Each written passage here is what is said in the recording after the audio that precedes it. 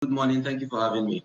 It's good to have you, Comrade. I'm also excited to the fact that you're a lawyer. So we saw your statements. You released your statement, and I wish I could get to part of that statement, maybe later. But you gave your own account of exactly what played out. If I summarize that statement, you were basically saying this lady was triggered. At no point did she refuse.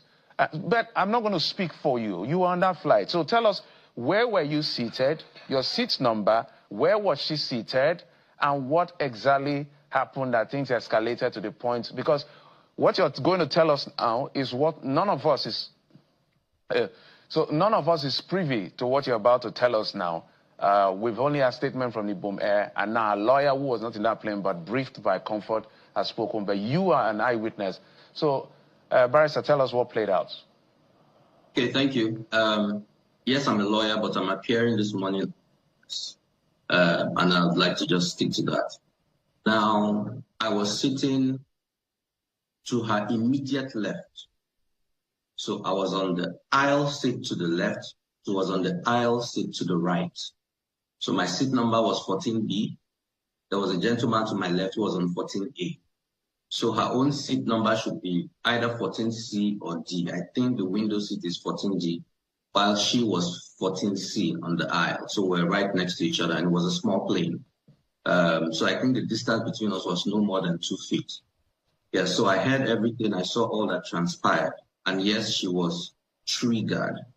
Even though the lady, the air hostess, the second air hostess who was speaking to her, was directing all her instructions to her, just me sitting down there, I actually felt humiliated myself, just looking at the way the lady was being spoken to. To be fair, Ibom Air instructed very clearly. The first air hostess that came instructed very clearly, no airplane mode, switch off your phone.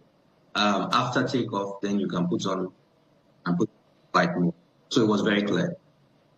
The first air hostess addressed us on the emergency exit road protocols. After she did that, she spoke to Miss Emmanson and said, please switch off your phone. She told her twice, and then this first air hostess left to continue her duties. The second air hostess, who is the one blocking exactly who is being shown now, that second air hostess now came towards us in the emergency exit and stood, even from her posture, see that she came for trouble, and